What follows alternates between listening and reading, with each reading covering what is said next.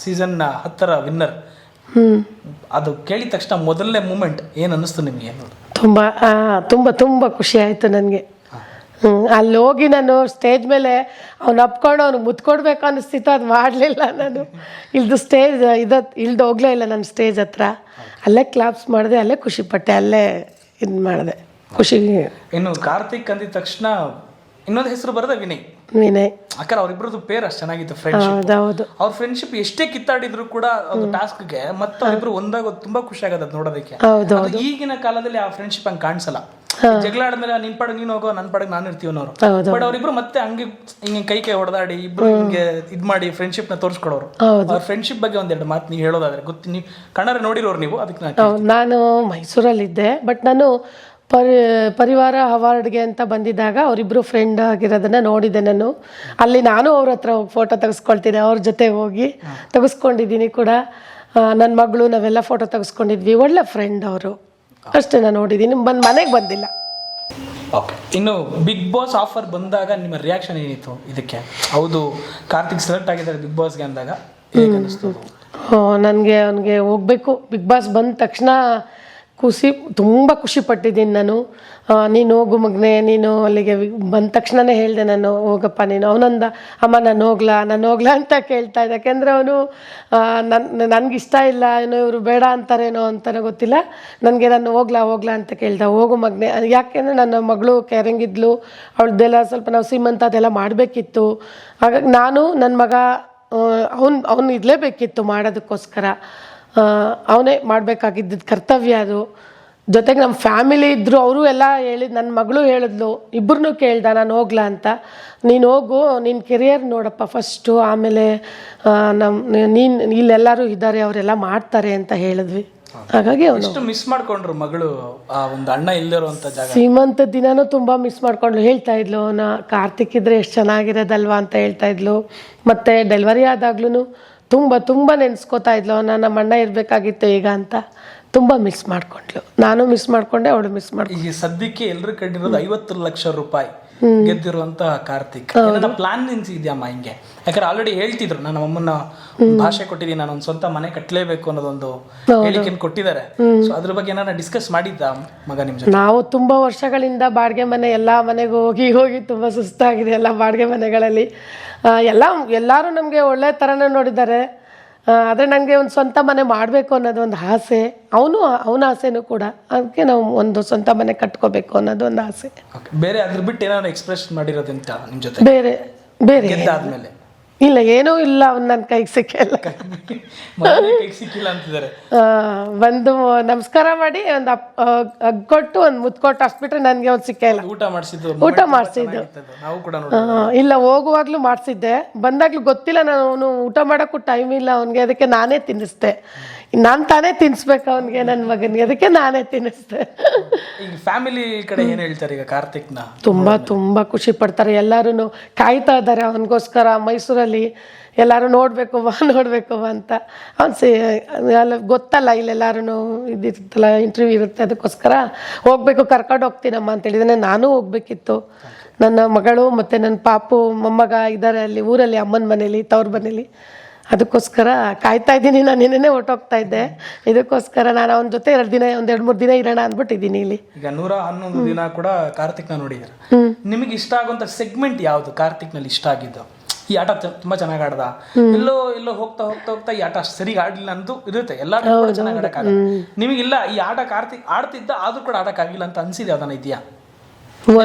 ಒಂದು ಆಟ, ಅದೇ ನಂಬರ್ಸ್ ಏನೋ ಮಾಡ್ತಾರಲ್ಲ, ಅದು ನಂಬರ್ಸ್ ಅಲ್ಲ, ಚಿತ್ರಗಳು, ಟ್ರಯಾಂಗಲ್ ಮಾಡ್ತಾನಲ್ಲ, ಅದು ಸ್ವಲ್ಪ ಮಾಡ್ತಾ ಇದ್ದ ಅನ್ಕೋತೀನಿ. ಅದನ್ನ ಅದು ಯಾಕೆ ಮಾಡೋಕ್ಕಾಗ್ಲಿಲ್ವೋ ನನಗೆ ಗೊತ್ತಾಗಿಲ್ಲ. ಸ್ವಲ್ಪ ಮರು ಜಾಸ್ತಿ ಅವನಿಗೆ, ಅದರಿಂದ ಸ್ವಲ್ಪ ಇದಾಯ್ತು. ಬಟ್ ಅದು ಆಡ್ಬೇಕಾಗಿತ್ತು ಅವನು ಅಂತ ಅನಿಸ್ತಿತ್ತು. ಇನ್ನು ಬಿಗ್ ಬಾಸ್ ಸೀಸನ್ 10 ಅಂದಿದ ತಕ್ಷಣ ಒಂದು 4 ಜನ ಖಂಡಿತವಾಗಿ ನೆನಪಾಗ್ತಾರೆ. ವಿನಯ್ ಆಗಿರ್ಬೋದು, ಕಾರ್ತಿಕ್, ಸಂಗೀತ, ಪ್ರತಾಪ್, ತುಕಾಲಿ, ವರ್ತೂರು. ಈ ಇಷ್ಟು ಜನರಲ್ಲಿ ನಿಮಗೆ ಫೇವ್ರೆಟ್ ಕಂಟೆಸ್ಟೆಂಟ್ ಯಾರು? ಮಗನ್ ಬಿಟ್ಟು? ಮಗನ್ ಹೇಳಲ್ಲ, ಆಯ್ತು. ವಿನಯ್. ಒಂದು 3 ಜನ ಹೇಳ್ತೀನಿ ನಾನು. ವಿನಯ್, ಸಿರಿ ನಂಗೆ ತುಂಬ ಇಷ್ಟ. ಆಗ ನಮ್ರತಾ ಅವರು ಚೆನ್ನಾಗಿ ಆಡ್ತಾ ಇದ್ರು. ತುಕಾಲಿ ಅವರು. ಈಗ ತುಕಾಲಿ ಸಂತೋಷ್ ಅವ್ರ ಕಾಮಿಡಿಗಳು ತುಂಬಾ ನೋಡಿರ್ತೀರ. ತುಂಬಾ ಕಾಮಿಡಿ ತುಂಬಾ ಚೆನ್ನಾಗಿ ಮಾಡ್ತಾ ಇದ್ರು, ತುಂಬಾ ನಕ್ಕಿದೀವಿ, ತುಂಬಾ ಚೆನ್ನಾಗಿ ಮಾಡ್ತಾ ಇದ್ರು. ಅವ್ರು ಮಾಡ್ತಿದ್ ಕಾಲ ಎಳಿತಿದ್ರು ಗೊತ್ತಾ, ಕಾರ್ತಿಕ್ ಹಾಗೂ ನಡುವಿನ ಸಂಗೀತ ನಡುವೆ ಒಂದು ಗ್ಲಿಮ್ಸ್ ಗಳನ್ನ ತೋರಿಸ್ತಾ ಇದ್ರು. ಸುದೀಪ್ ಸರ್ ಅಲ್ಲಿ ಹೇಳಿಸ್ತಾ ಇದ್ರು ಹಿಂಗ್ ಅನಿಸ್ತಿತ್ತು ಅದು ನೋಡಿದಾಗ ಅಂತ. ಅವ್ರು ತುಂಬಾ ಇದಾರೆ ಅವರು ತುಕಾಲಿ ಅವರು ಅಂತ. ಇನ್ನ ಲಾಸ್ಟ್ ಒಂದೆರಡು ಕ್ವಶನ್ಸ್ ಹೇಳ್ತೀನಿ, ರ್ಯಾಪಿಡ್ ಫೈರ್ ತರ ಒಂದ್ ವರ್ಡ್ ಅಲ್ಲಿ ಹೇಳ್ಬೋದು ಅವ್ರ ಬಗ್ಗೆ ಹೇಳೋದಿದ್ರೆ, ಅಥವಾ ನಿಮ್ ಎಕ್ಸ್ಪ್ರೆಸ್ ಮಾಡೋದನ್ನ ಮಾಡಬಹುದು. ಓಕೆನಾ? ವಿನಯ್ ಸ್ವಲ್ಪ ಕೋಪ ಜಾಸ್ತಿ, ಸಂಗೀತ ಅದನ್ನ ಕಮ್ಮಿ ಮಾಡ್ಕೊಂಡಿದ್ರೆ ಚೆನ್ನಾಗಿ ಅವರೇ ಇದಕ್ಕೆ ಸೆಕೆಂಡ್ಗೆ ಬರ್ತಾ ಇದ್ರು ಅಂತ ಅನ್ಕೋತೀನಿ. ಸಂಗೀತ ತುಂಬಾ ಜೋರ್ ವಾಯ್ಸ್ ಅಲ್ಲಿ ಮಾತಾಡುತ್ತೆ, ವಾದ ಮಾಡ್ತಾರೆ. ತುಕಾಲಿ ಸಂತು ಹೇಳ್ಬೋದು, ಅದನ್ನ ನಂಗೆ ಗೊತ್ತಿಲ್ಲ, ತೊಂದರೆ ಇಲ್ಲ, ತಪ್ಪಾಗತ್ತೆ ಅದು. ಅಲ್ಲ, ಅವರು ಹಿಂದೆ ಮಾತಾಡೋದು ಒಂದ್ ಸ್ವಲ್ಪ ಜಾಸ್ತಿ ಇತ್ತು ಅನ್ಕೋತೀನಿ. ಅದನ್ನ ಅವರೇ ಓಪನ್ ಆಗಿ ಹೇಳ್ತಿದ್ದಾರೆ, ಹಿಂದೆ ಮಾತಾಡಿ ನಾನು ಹೇಳ್ಬಿಟ್ಟು ಬಂದಿದ್ದೀನಿ ಅಂತ. ಓಕೆ, ಇನ್ನ ನಮ್ಮ ನೆಚ್ಚಿನ ಡ್ರೋನ್ ಪ್ರತಾಪ್. ಅದೇ ತುಂಬಾ ಅಳ್ತಾ ಇದ್ರು ಯಾವಾಗ್ಲೂ ಅನ್ಕೋತೀನಿ. ಅವ್ರಿಗೆ ಜಾಸ್ತಿ ತುಂಬಾನೇ ಬರೀ ಯಾವಾಗ್ಲೂ ಅಳ್ತಾನೆ ಇದ್ರು ಅವರು. ವರ್ತೂರ್ ಸಂತೋಷ್ ಅವರು ಯಾರ ಜೊತೆಗೂ ಮಿಂಗಲ್ ಆಗಿಲ್ಲ ಅವರು. ನಿಮ್ಮ ಫೇವ್ರೆಟ್ ಸಿರಿ ನಂಗೆ ತುಂಬಾ ಇಷ್ಟ ಬಿಡಿ. ಅವರು ಚೆನ್ನಾಗಿ ಆಡ್ತಾ ಇದ್ರು ಕೊನೆವರೆಗೂ. ಅವ್ರು ಇರೋ ತನಕನೂ ಚೆನ್ನಾಗಿ ಆಡ್ತಾ ಇದ್ರು, ಇನ್ನೂ ಇರಬೇಕಾಗಿತ್ತು ಕೊನೆ ತನಕನೂ ಚೆನ್ನಾಗಿ ಆಟ ಆಡ್ತಾ ಇದ್ರು. ಕೋಪ ಎಲ್ಲೂ ತೋರ್ಸ್ಕೊತಾ ಇರ್ಲಿಲ್ಲ ಅವರು. ಗೊತ್ತಿಲ್ಲ ಅವ್ರಿಗೆ ಕೋಪ ಇದೆಯೋ ಇಲ್ವೋ, ಅಥವಾ ತೋರ್ಸ್ಕೊಳ್ತಾ, ಮನುಷ್ಯನ ಕೋಪ ಇರ್ಲೇಬೇಕು ಅಲ್ವಾ. ರಕ್ಷಕ್ ಬುಲೆಟ್ ಅವರು ನೋಡ್ಲಾ ಇಲ್ವಲ್ಲ ಜಾಸ್ತಿ, ಇನ್ನು ಮುಂದೆ ನೋಡಿದ್ರೆ ಗೊತ್ತಾಗ್ತಿತ್ತೇನೋ, ಏನೋ ಗೊತ್ತಾಗಿಲ್ಲ. ಅವರು ನೀತು ಅವರು ಯಾರು ಒಬ್ರನ್ನ ಹೇಳ್ಬೇಕು ಅಂದ್ರೆ ಒಬ್ಬೊಬ್ರನ್ನೇ ಸುಮ್ಮನೆ ಹೇಳ್ಕೊಂಡು ಹೋಗ್ತಿರ್ತಾರೆ ಅವರು ನಾಮಿನೇಟ್ ಮಾಡೋಕ್ಕೆ. ಆಟದ ಇದು ಏನೋ ಇದು ತಗೊಳ್ತಾ ಇರಲಿಲ್ಲ ಅವರು, ಒಂದು ಸ್ಟ್ಯಾಂಡ್ ಇರಲಿಲ್ಲ ಅನ್ಕೋತೀನಿ. ಇಶಾನಿ ಅವರು ಬಿಡಿ, ಅವ್ರು ಏನು ಹೇಳಿ ನಾನು ಅವ್ರಿಗೇನು ಹೇಳೋಕ್ಕಾಗಲ್ಲ. ಮೈಕಲ್ ಅವ್ರು ಕನ್ನಡದ ಬಗ್ಗೆ ಏನು ಹೇಳಿ ನಾನು, ಅವ್ರು ಕನ್ನಡ ತುಂಬ ಚೆನ್ನಾಗಿ ಮಾತಾಡ್ತಿದ್ರು. ಮೊದಲೇ ಹೇಳಿದ್ದಾರೆ ಕನ್ನಡದ ಮಣ್ಣಿನ ಮಗ ಅಂತ, ತುಂಬ ಚೆನ್ನಾಗಿ ಮಾಡ್ತಾರೆ. ಅವ್ರು ಸ್ವಲ್ಪ ಚೇಂಜ್ ಆಗಲಿಲ್ಲ ಅಂದರೆ ಚೆನ್ನಾಗಿರ್ತಿತ್ತು. ನಿಮ್ಮ ಮಗ ಕಾರ್ತಿಕ್ಗೆ ಒಂದು ವಿಷಯ ಎಲ್ಲೂ ಹೇಳೋಕ್ಕಾಗಲಿಲ್ಲ ಅಥವಾ ಸ್ಟೇಜ್ ಮೇಲೆ ಹೇಳಬೇಕಿತ್ತು ಅಂತ ಅನ್ಸಿದ್ರೆ ಹೇಳ್ಬೋದು. ಯಾವುದ್ರ ಬಗ್ಗೆ? ಬಿಗ್ ಬಾಸ್ ಮನೇಲಿ ಅದೇ ತನಿಷಾ ಅವ್ರನ್ನ ಒಂಚೂರು ನಾಮಿನೇಟ್ ಮಾಡಿದ್ದು ನನಗೆ ಒಂಚೂರು ಯಾಕೆ ನನ್ನ ಮಗ ನಾಮಿನೇಟ್ ಮಾಡ್ಬಿಟ್ನಲ್ಲ ಅಂತ ಅನ್ನಿಸ್ತು ಅಷ್ಟೇ. ಲಾಸ್ಟ್ ಇವ್ರ ಬಗ್ಗೆ ಕೇಳಿಲ್ಲ, ನನಗೆ ಬೈತಾರೆ ಜನ. ಸುದೀಪ್ ಅಯ್ಯೋ, ಏನು ಹೊರಡೇ ಇಲ್ಲ ಅವ್ರ ಬಗ್ಗೆ ಕೇಳಕ್ಕೆ, ಏನು ವರ್ಡ್ಸೇ ಇಲ್ಲ. ಇನ್ನು ಬಿಗ್ ಬಾಸ್ ಸೀಸನ್ 10 ಅಂದಿದ ತಕ್ಷಣ ಎಲ್ಲರೂ ಕೂಡ ಫುಲ್ ಫ್ಲೆಡ್ಜ್ ಎಲ್ಲಾನು ನೋಡ್ತಾ ಇರ್ಬೋದು, ಎಲ್ಲರೂ ನೋಡ್ಬೋದು. ಅಷ್ಟು ಚೆನ್ನಾಗಿ ಎಲ್ಲೂ ಕೂಡ ಎಂಟರ್ಟೈನ್ಮೆಂಟ್ ಇಲ್ಲ ಅನ್ನೋಂಗೆ ಇರಲಿಲ್ಲ, ಎಲ್ಲ ಕೂಡ ಫುಲ್ ಫ್ಲೆಡ್ಜ್ ಆಗಿತ್ತು. ನಿಮ್ಮ ಬಗ್ಗೆ, ನಿಮ್ಮ ಮಗನಿಗೆ ಒಂದು ಮಾತು ಹೇಳೋದಾದ್ರೆ ಗೆದ್ದಾಗ ಏನು ಹೇಳ್ತೀರಾ? ಅದೊಂದು ಮಾತು ಹೇಳ್ಬಿಡಿ, ಮುಗಿಸ್ಬೋಣ. ನನ್ನ ಮಗ ಒಳಗಡೆ ಹೋಗಿ ಮೊದಲನೇ ದಿನದಿಂದನೂ ಕೊನೆವರೆಗೂ ಜೆನ್ಯೂನಾಗಿ ಆಡಿದ್ದಾನೆ. ಅವ್ನು ಗೆದ್ದು ಬಂದಿದ್ದಕ್ಕೆ ನನಗೆ ತುಂಬ ಖುಷಿ ಆಗುತ್ತೆ.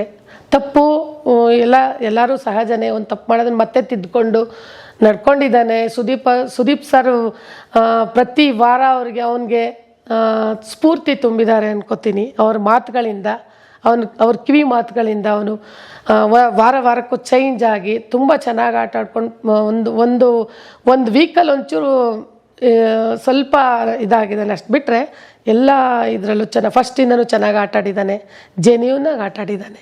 ಇನ್ನು ಕಾರ್ತಿಕ್ ಅವ್ರ ವಿಷಯದಲ್ಲಿ ಒಂದು ಅಪ್ರಿಷಿಯೇಟ್ ಮಾಡಬೇಕು. ಕಾರ್ತಿಕ್ ಹಾಗೂ ತುಕಾಲಿ ಇಬ್ರು ಕೂಡ ಹೆಡ್ ಶೇವ್ ಮಾಡ್ತಾರೆ. ಹೌದು, ಅದು ತಾಯಿಯಾಗ ಅದು ನೀವು ಅದು ನೋಡೋ ಸಿಚುವೇಶನ್ ಹೇಗಿತ್ತು, ಏನು ಅನಿಸ್ತು? ಬೇಜಾರು, ಒಂದು ಸ್ವಲ್ಪ ಬೇಜಾರಾಯಿತು. ಏಕೆಂದರೆ ಅವ್ನಿಗೆ ಏರ್ಸ್ ಅಂದರೆ ತುಂಬ ಇಷ್ಟ ಅವನಿಗೆ. ಅದು ನೋಡ್ತಾ ಇದ್ರೆ ಒಂದು ಸ್ವಲ್ಪ ಬೇಜಾರಾಯಿತು. ಆಮೇಲೆ ಅವನೇ ನಾನು ನನ್ನ ಫ್ರೆಂಡ್ಸ್ಗಳಿಗೋಸ್ಕರ ಎಲ್ಲನೂ ನನ್ನ ಆಟಕ್ಕೋಸ್ಕರ ನಾನು ಮಾಡ್ತೀನಿ ಅಂದಾಗ ಮಾಡಲಿ, ಅದು ಗೇಮ್ ಅಲ್ವಾ ಅಂತ ಅಂದ್ಬಿಟ್ಟು ನಾನು. ಸೊ ನೋಡೋರಲ್ಲ, ಕಾರ್ತಿಕ್ ಅವರ ತಾಯಿ ಯಾವ ರೀತಿ ಅವರ ಎಕ್ಸ್ಪ್ರೆಸ್ ಮಾಡ್ಕೊಂಡಿದ್ದಾರೆ. So Bigg Boss season 10 winner Karthik ಅವರ ತಾಯಿ, ಅವರ ಮನದಾಳದ ಮಾತು. So thank you so much. ಒಂದು ವಿಷಯ ಹೇಳ್ತೀನಿ, ಇಡೀ ಕರ್ನಾಟಕ ಸಮಸ್ತ ಜನತೆಗೆ ನನ್ನ ಹೃತ್ಪೂರ್ವಕ ಧನ್ಯವಾದಗಳು. ನನ್ನ ಮಗನ ಮನಸ್ಸನ್ನು ಎಲ್ಲರೂ ಗೆದ್ದಿದ್ದಾರೆ. ಚಿಕ್ಕ ಮಗುವಿಂದನೂ ದೊಡ್ಡವರ ತನಕ ಎಲ್ಲರೂ ನನ್ನ ಮಗನ್ನ ಗೆಲ್ಲಿಸಿದ್ದಾರೆ. ಅದಕ್ಕೆ ನನ್ನ ಕೋಟಿ ನಮನಗಳನ್ನ ಅರ್ಪಿಸ್ತೀನಿ. ಸುದೀಪ್ ಸರ್ಗೆ ಹಾಗೂ ಬಿಗ್ ಬಾಸ್ ನನ್ನ ಮಗನಿಗೆ ಒಂದು ವೇದಿಕೆನ ಕಲ್ಪಿಸ್ಕೊಟ್ಟಿದ್ದಕ್ಕೆ ನನ್ನ ಹೃತ್ಪೂರ್ವಕ ಧನ್ಯವಾದಗಳನ್ನ ಹೇಳ್ತೀನಿ. Thank you so much.